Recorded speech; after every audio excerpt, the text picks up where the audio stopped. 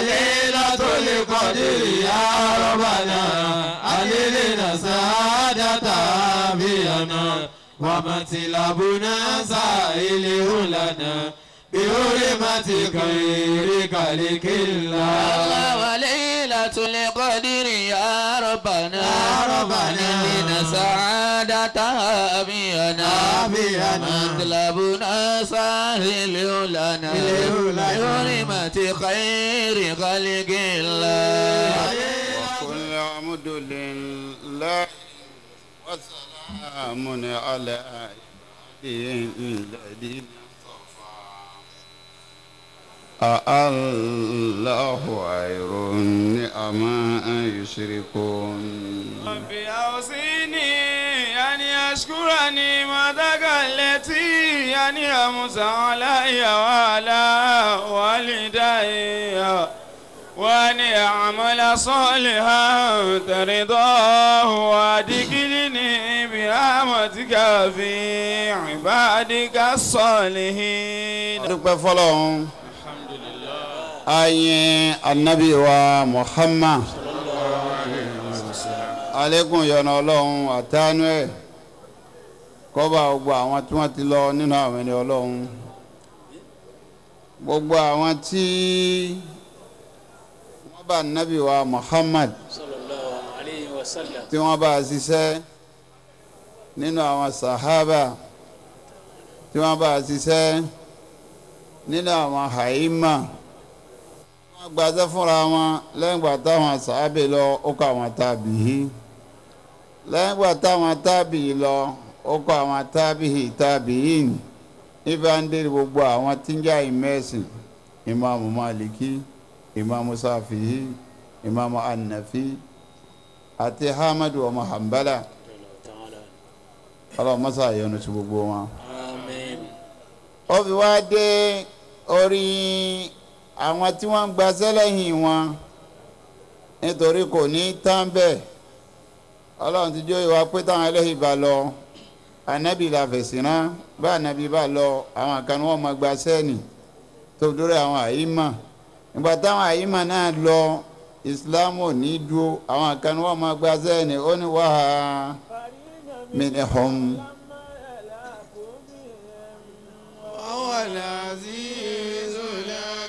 Ọlọ́run ni yóò tún ká àwọn míì tí wọ́n lè pa báwọn ẹni wájú, ọbí dọ́dọ̀ àwọn tí wọ́n lọ́nà àwọn ẹni Ọlọ́run. Bàbá Mọ̀lánà Sheikh Adam, Ọlọ́run mọ́sàbà yọ́nú sí wọn.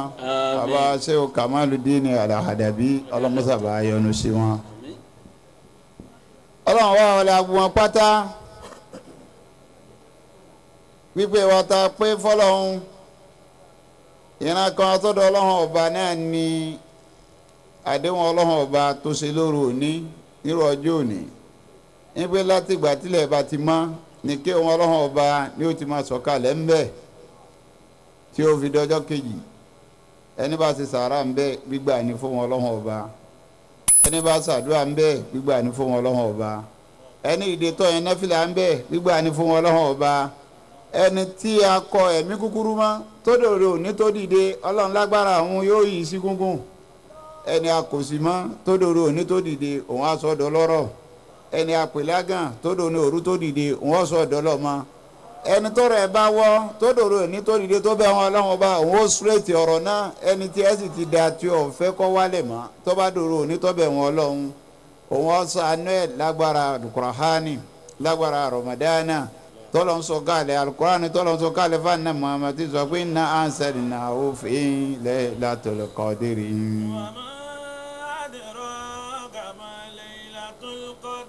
Laylatul qadri khayrun min alfi shahrin.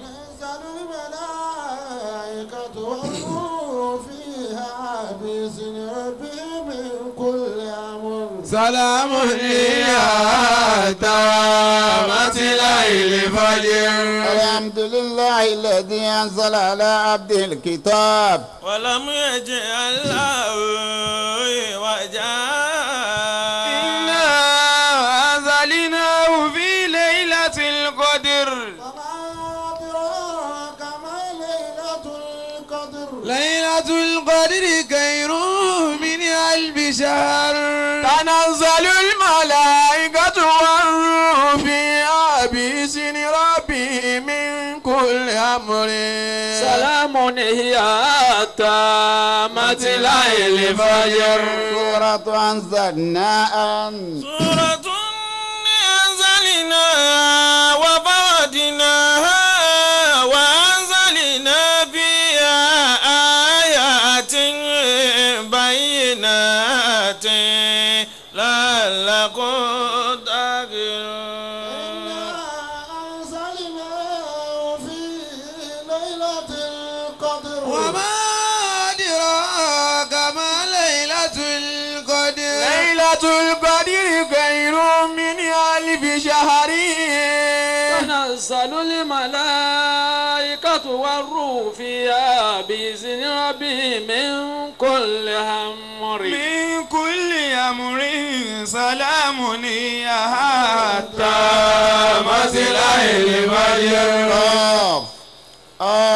يا إنسان ذكر رحمة ربك عبده زكريا إذ نادى ربه نداء خفيا قال رب إني وعن العصم مني واشتعل الرأس شيبا ولم أكن بدعائك رب شقيا إنا أنزلناه في ليلة القدر وما أدراك ما ليلة القدر ليلة القدر خير من ألف شهر تنزل الملائكة والروح فيها بإذن ربهم من كل أمر سلام هي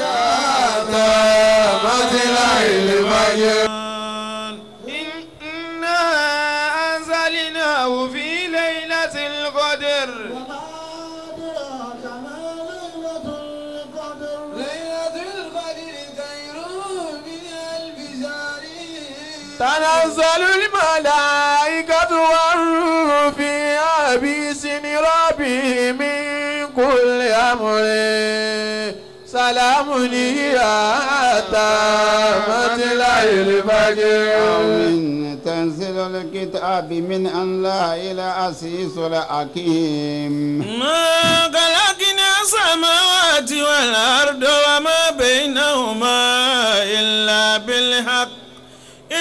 بالحق وأجل مسمى والذين كفروا عما أنذروا موردون. títóbi ọlọ́run ọlọ́run ọba tí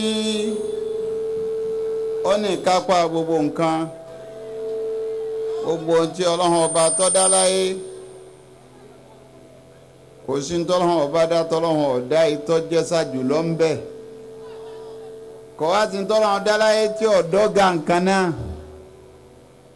nítorí sọ̀gá gbogbo tó dá inú ẹ̀dá tọ́lọ́run ọba dá tọ́lọ́run dá títí wáyá lókùmọ́ látàlámùhùnà ọlọ́run tún dá táàmà anabi tọ́lọ́run ọba anabi wa Muhammad sallallahu alayhi wa sallam anabi tọ́lọ́run ọba ló fi sọ̀gá bẹ́ẹ̀ lọ̀gá ń bẹ nínú ọjọ́ bẹ́ẹ̀ lọ̀gá ń bẹ nínú oṣù inú èyí tí ń jóṣù tó lágbára jù láyé ọ̀kan lóṣù Ramadan tọ́lọ́wọ́n bá fún àrùsọ pé sáàrù Ramadan alladhina unzila fihil Qur'anu hudan linnasi wa bayyinatin minal huda wal furqan. man shahida minkumu shahra falyasumhu wa man kana maridan aw ala safarin. fa'iddatun min ayyamin ukhra yuridu Allahu bikumul yusra wa la yuridu bikumul usra. ولتكملوا العدة ولتكبروا الله على ما هداكم ولعلكم تشكرون. oṣù náà lóṣù tí a wà ń bẹ̀ yìí ọlọ́run lóṣù yìí oṣù Ramadan ó sì yí lọ ọlọ́run ọba òun sọ àlùkùránì kalẹ̀ ń bẹ̀. هدى للناس وبينات من الهدى والفرقان. níbi kọ́ máa jẹ́ mọ̀nà fáwọn èèyàn wàbàyínát àti àlékún àlàyé والفرقان àti pín aláhàní irọ́ àtòótọ́. فمن شهد منكم الشهر فليصمه. àti aláhàn ọba ní ibo bàbá ti gán ní oṣù nínú oṣù tá a wà yí pé ká gbààwẹ̀. ومن كان مريضا أو على سفر فعدة من أيام àti أخرى. aláhàn ọba ní ibo òun ṣe rọrùn fún wa ń bẹ̀ ẹni tí ọba ní ìlera tára rẹ̀ ò lè tán rẹ̀ ọlọ́run mọ̀ ẹ́ dá àwẹ̀ fún ọ ọ wà sán tó bá padà bọ̀ fẹ́ lọ́rìn àjò yìí tó bá jìnnà lórí àjò kó fàwẹ́ lẹ̀ tó bá dé kọ́ wá gbà. وعلى الذين يطيقونه فدية طعام مسكين. bẹ́ẹ̀ làwọn tí wọ́n ti dàgbà wọ́n ti gbààwẹ̀ títí inú wọn wá ti rán wọn ò lágbára ti gbààwẹ̀ mọ́ ọlọ́run mọ̀ ẹ́ dá fún yẹn mọ́ bọ́ àwọn èèyàn kẹ́yìn ó fi dípò àwẹ̀ tẹ́ gbà. فمن تطوع خيرا فهو خير له. أن تصوموا خير لكم إن كنتم تعلمون. ọlọ́run ní mi bá bọ́ yàn mí tọ́ lágbára jù ń bẹ́ àwẹ̀ lọ́dà kẹgbà oṣù yìí gẹ́gẹ́ bí a ṣe máa wá ń bára wa sọ̀rọ̀ lọ́dọọdún ká tó lọ síbi àdúrà tó rálẹ̀ òní arẹ́ àdúrà ni òru kalò ní òru tọ́lọ́hún ọba tí ń retí wa ni bí ká béèrè òun ó fún wa níta bára sọ̀rọ̀ lélẹ́rí lọ́dún yìí òun ni al-Islam wal-Khuluq. الإسلام والخلق. الإسلام والخلق. ẹ̀sìn àti tá à ń pè ní morality ipe kẹ́yìn ọlọ́run sìn lọ́hùn nìkan láì síwà ẹ̀sìn ọ̀dànù kẹ́yìn ọlọ́run sìn lọ́hùn nìkan tó níwà ó ń kírun ó níwà ó ń gbàwẹ̀ ó níwà ó ń yọ sàká ó níwà ó ń pààrọ̀ ájì gbogbo wà rẹ̀ ọwọ́ rẹ̀ wá dáa gbogbo sẹ́yìn lè dànù kọ́ wá di kó ṣòfò tó ṣe ń wàhálà láyé àfi kó fi wà kẹ́sìn látara bẹ́ẹ̀ni ní ta bára sọ̀rọ̀ lélẹ́rí ní wọ́n ń jásí pé àkòrí ta bára sọ̀rọ̀ lélẹ́rí ni pé. ما هو الخلق. òun wá ní pé kí ni wọ́n ń pè níwà nínú èdè. يقول العلماء أن للإنسان صورتين. àwọn àfáàjọ yẹn wá ipò mi èèyàn fọ́tò méjìlá ní. الأولى ظاهرة والثانية باطنة. fọ́tò alákọ̀ọ́kọ́ òun lèyí tó hàn tí wọ́n bá rí ọba yìí tí wọ́n ní lágbájá nì fọ́tò ẹlẹ́ẹ̀kejì inú lòun ń gbé òun ní batin. فالصورة التي في الظاهر تسمى خالقا. èyí tó hàn yẹn òun ni wọ́n ń pè lẹ́dàá ipe lágbájá ló dúró yìí. والتي في الباطن تسمى خلقا. fọ́tò ẹlẹ́ẹ̀kejì tó pamọ́ níwà. ولقد سبق بياننا للناس أن الخلق كان على قسمين. wọ́n já sọ̀rọ̀ inú wọ́n àti tàbára wa sọ ń gbọ́ mi èèyàn wọ́n pín sí méjì. الخلق الحسن والخلق الحسن والخلق القبيح. ìwọ èèyàn pín méjì apá kan nínú ọmọ èèyàn á rí i pé wà rẹ̀ dáa apá kan nínú ọmọ èèyàn á rí i pé wà rẹ̀ kù díẹ̀. ولقد وصف الله تعالى نبيه محمدا صلى الله عليه وسلم بالخلق الحسن. anabi wa Muhammad sallallahu alaihi wasallam. tọ́wájà ló ní gbogbo tó ń dá anabi lọ́rẹ̀wá jùlẹ́dà anabi sì lọ́dọ̀ àníwájú lọ́jọ́ kọ́lọ́ wọn wá ròyìn anabi pé wà ní nàkàlà olùkọ́. وإنك لعلى خلق عظيم. ẹgbẹ́ wa lọ́ọ́ fi ní wàhálà pọ́nlé nínú ẹ̀dá tí mo dá láyé. وقلنا إن الخلق أحيانا يأتي بالعدة كالذي نشأ عليه قوم سيدنا هود. a tún sọ fún wa jóyè wa bẹ́ẹ̀ ìpè tá à ń pè ní wà ìwà yìí ń jọ mí a máa jẹ́ àdámọ́ ọmọnìyàn tọ́já sí pé àdámọ́ ni gẹ́gẹ́ bó ṣe ṣẹlẹ̀ fún ànábì Húdù pẹ̀lú àwọn ọjọ́ rẹ̀. Qala ta'ala kasabati adun lil mursalin. ọlọ́run ní ànábì Húd alayhi salatu wa salam. ọlọ́run náà wọ́n ta aná Húdù sí wọ́n pe nírọ́. idh qala lahu akhuhu Hudun ala yattaqun. ìgbà tí ń sọ fún wọn yí pé ẹ wá ọ̀dà kẹbẹ̀rún ọlọ́run lórí tẹ̀sí yìí. ala tattaquna.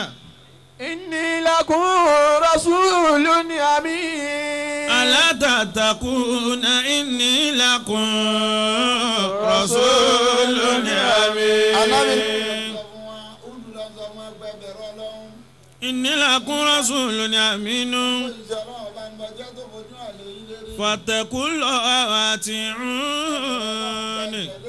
wa ma as'alukum alayhi min ajrin. ó ní ìbéèrè owó ẹ̀sán kan ìbéèrè owó àyà kan lọ́dọ̀ yín. in ajriya illa ala rabbil alamin. ọba tó rán mi òun ló rán mi sí òun ní sanwó mi. atabununa bi kulli rihin ayatan tabathun. wọ́n wá níwà àwọn àjọ Núhù ìwà mẹ́ta ni wọ́n wá ń hù níwà tí ọ̀dà àwọn àjọ Húdù.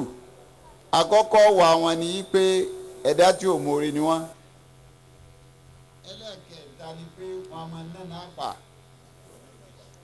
ẹ̀kẹ́ níbẹ̀ ni ẹ̀kẹta ni pé wọ́n máa ń fọwọ́ nira wọ́n máa fi máwọn èèyàn. ìwọ̀n sọ wọn pé àdìjá síbẹ̀ gbogbo tó bá ga lérílẹ̀ ayé tẹ́ bá ti pọ̀ ga kẹ́yìn ọ̀sà sọ̀dọ̀ fi àkẹ́mọ́ lé síbẹ̀ ni. watattakizuna masani'a la'allakum takluduna. kẹ́sì já sí pé gbogbo ibi tí máa ń já ìkọ̀ọ̀kan láyé kẹ́ẹ̀mú níbùgbé tẹ́ máa gbé lọ gbére láyé. wa idha batashtum jabbarin. gbogbo ìgbà tẹ́ bá fẹ́ gbà àwọn èèyàn mú kẹ́ gbà á mú pẹ̀lú ilé kókó. fattaqullaha wa ati'un. nóò ní ẹ̀bẹ̀rẹ̀ ọlọ́run pẹ̀lú tẹ́ǹsì kẹ́tẹ̀lé mi. wattaqu bi'an'amin wa banina wa jannatin wa uyun. ẹ̀bẹ̀rẹ̀ ọlọ́run ọba tó ṣe àwọn nǹkan fún yín tágbára yín ọ̀ka òun ló fún yín lálìjánnà òun ló fún yín nílé ìtẹ́ ọmọ akérèmọdò tí ọmọ tẹ̀lé ń bẹ̀ ó ṣe àwọn àkẹ́ fún yín tí èsè kankan. inni akhafu alaykum azaba yawmin asimin. ó lè ní ń bẹ̀rù ìyà ọjọ́ wo ìyà ọjọ́ ìgbìnà kíámọ̀ ọjọ́ tó tóbi ní ń bẹ̀rù ẹ̀ fún yín. qalu sawa'un alayna awa'asta am lam takun minal wa'izin. wọ́n ní dọ́gbadọ́gba náà ló ṣe ó ṣe wáàsí fún wa ní ó ṣe wáàsí fún wa ní gbogbo èyí tó bá ṣe déédéé ni. in hadha Illa khuluqul awwalin. wọ́n ní sọ́dọ̀ èyí tá à ń ṣe yìí olókòlè hawalin bá a ṣe bá àwọn baba ńlá wa tí wọ́n ń ṣe é nù ìfi ń jásí pé ìwàṣẹ́ a máa jẹ́ àdámọ́ ọmọ ènìyàn. wa mal garadu min ittikhadhi hadha al-mawdu'. kí wàá ní tó gbé wa lọ́sẹ̀ ibi tó mú wa ṣe tọ́pìkì yìí lọ́sà. يقول العلماء أن الإنسان في عصر العصر àwọn onímọ̀ àwọn àfáà sọ pé lásìkò tá a wà yìí. أدرك كل شيء. gbogbo nǹkan ni wọ́n wádìí ń pa rẹ̀ láyé pátá tí wọ́n sì dìtẹ́ẹ̀tì tí wọ́n mọ̀ ń pa rẹ̀ láyé. إلا أنه غاب عنه شيء واحد. bọ́mọ̀ èèyàn ti wá wá mà tí wọ́n fi wádìí nǹkan ẹ̀yọ̀ kan wá pamọ́ fún wọn tí wọn ò rí. وهو العقل. wọn ò rí nàrí wa gbogbo nǹkan ni wọ́n dìtẹ́ẹ̀tì láyé àwọn ò dìtẹ́ẹ̀tì wa. إذن الخلق له أهمية بالغة في دنيا الناس. àti tó bá rí bẹ́ẹ̀ níta ń pè níwà yìí ó ní pàtó fẹ́ kó láwùjọ ọmọnìyàn ìpàtó ga ni. وما أهمية الأخلاق. kí wàá ní pàtàkì wà láyé. يقول Ahmadu Ashauki. òun lọ́fọ̀ kan náà àwọn ọ̀jọ̀gbọ́n Ahmadu Sọ́ọ́kì tó fi sọ pé. Wa inna malu mamule akala akuma bakiyati. Wa ini humu zabati akala kunzabo. Wa ini humu zabati akala kunzabo. ó lẹ́ni àwọn tá a máa pè ní humma tá a máa pè lọ́mọ nìyẹn láyé. ó ní wọ́n máa ṣẹ́kù lópin ìgbà tí wọ́n bá ṣẹ́kù.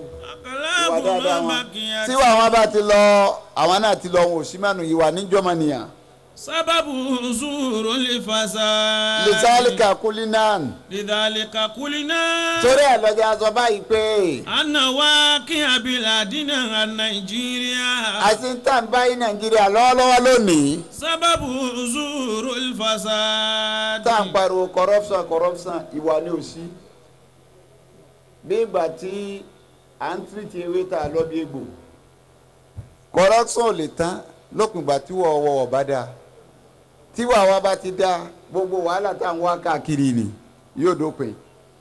وهناك آية قرآنية تدل على أهمية الأخلاق. lọ́jà sọ fún wa yìí pé abalọ́nà alukurahani àwọn ayé ọlọ́run ọba pọ̀ tó yẹ pé tí ń ṣiṣẹ́ lélẹ́rí ọ̀rọ̀ wa lọ́wọ́ sọ níjọ́ta nabi wa Muhammad sallallahu alayhi wa sallam táwọn èèyàn lọ bá nabi pé kó ṣe bẹ́ẹ̀ àfa wọn nígbà wọn fẹ́ gbọ́wọ́ sílámù anabi wa bá wọn sọ̀rọ̀ pé sẹ́ kírun kò bá wọn sọ̀rọ̀ pé sẹ́ gbàwẹ̀ kò bá wọn sọ̀rọ̀ pé sẹ́ mọ̀lọ́sájì kò bá wọn sọ̀rọ̀ pé sẹ́ máa yọ sàká ọ̀rọ̀ wà lá nábì ń bá wọn sọ wọ́n sọ yìí pé.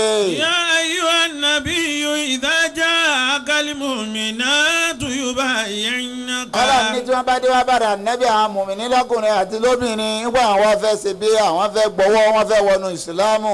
ala alla yushrikina billahi shay'an. ọlọ́run ní tó bá wọn sọ ni pé tí wọn ò ní ṣẹbọ mọ́ pẹ̀lú ọlọ́run kí wọ́n fún wa nábì Muhammad ládéhùn yẹn. wala yasrikina. gbé wọn ní kọ̀ǹdíṣà bẹ́ẹ̀ ipe tí wọn ò ní ṣẹbọ mọ́ wọn ò sì ní. yasrikina. bẹ́ẹ̀ wọn ò ní jalè mọ́.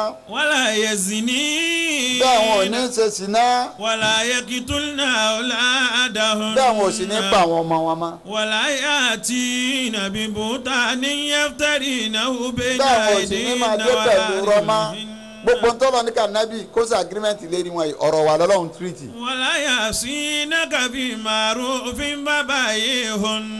ẹni bá ṣẹbọ àìníwà ní jẹ́ bẹ́ẹ̀ ẹni tó jalè àìníwà ní jẹ́ bẹ́ẹ̀ ẹni ó ṣe ṣìnà àìníwà ní jẹ́ bẹ́ẹ̀ ẹni tí ń purọ́ àìníwà ní jẹ́ bẹ́ẹ̀ gbogbo ẹni tí ń waste àwọn ọmọ àìníwà ní jẹ́ bẹ́ẹ̀. ìyẹn fi ń jásí pé ọ̀rọ̀ wọ̀ ni Ọlọ́run bá ní kó bá wọn sọ kaifa ọní báwo ni. kayfa nu'alliju mawdu' al-akhlaq. báwo wá ilà sífẹ́ bá tírìtì wá báwo ni Ọlọ́run ṣe sọ ń pa wá kí ni sọ. ali bí masayibil falasifati ambil islami ambi masayibil falasifati ambil islam. sí pẹ̀lú solúsàn táwọn ọ̀jọ̀gbọ́n gbélé láyé àwọn tá à ń pè wọ́n ní àwọn falasifa la fi fẹ́ rí solúsàn ọ̀rọ̀ wa ní àbí pẹ̀lú Islam. wakulina anal islam huwa al-hallu. àwa sọ fún wa yìí pé àwọn ọ̀jọ̀gbọ́n táwọn mú mẹ́tọ́dù tí wọ́n wá àṣekọ̀ sọ́nà ń bẹ́ẹ̀ Islam ló lè fún wa ní solúsàn nítorí àwọn ń sọ fún wa ní àwọn náà ò ṣe é tí wọ́n ń sọ lẹ́nu wọn ò wú níwà Islam ní tó bá sọ lẹ́nu ní ó wù níwà. dhalika li anna al-islam dinul anbiya'i jami'a.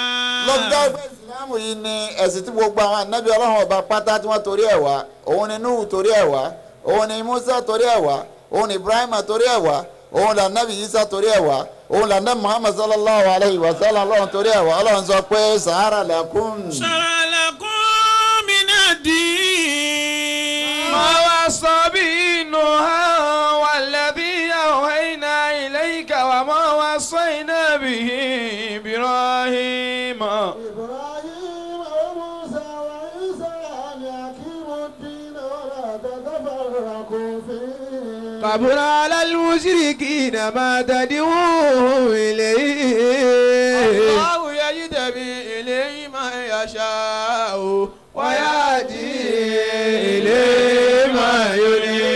shara lakum min-ad-din ma wassa Ọlọ́run bihi. ọ̀hún mo fi wà fún yín náà sínú èyí tá a fi ránú tá a sàsọ́lẹ̀ fún un wa wallazi awhayna ilayka. àti èyí tá a fi ránṣẹ́ sí ànábì Muhammad wa ma wassayna bihi Ibrahima wa Musa òun náà lọ fi wa ránṣẹ́ Isa. Ibrahim àti Musa àti Isa tá a sọ fún wọn ni pé an aqimu-d-din. ẹ̀sìn yìí náà lọ torí ọ̀nà wọn pé kí wọ́n gbẹ́sìn dúró wala tatafarraqu ẹ pé wọn ò gbọ́dọ̀ yapọ̀ ẹnu ń bẹ́ẹ̀. kabura alal mushrikina ma tad'uhum ilayhi. Allahu yajtabi ilayhi man yasha'u wa yahdi ilayhi man yurid. ẹgbẹ́ jáde pé torí ẹ̀sìn lọ́lọ́run fi rán gbogbo wọn wá sáyé. Amma sababu alladhi ja'ala al-anbiya qudwatan lin-nas. èyí ń lọ fi jáde pé àwọn anábì ọlọ́run àwọn ni qudwatul hasan tá a bá níta ni àríkọ́sí dáadáa tá a fẹ́ wò tá a gbé síwájú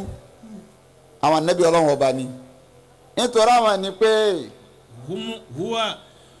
àwọn ni wọ́n ní ìwà tó lápọ́nlé wàjínà bí adillatayn isnatayn. lọ́jà wá pẹ̀lú àpèjúwe méjì.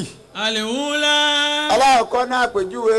Kanat mu'amalatu ma khaliqihim ta'ala mu'amalatan jamila. tá a fẹ́ fi wo pa ànábì lárí kọ́ sí ká kọ́kọ́ wo báwo làwọn gẹ́sẹ̀ bọ́lá wọn bá lò.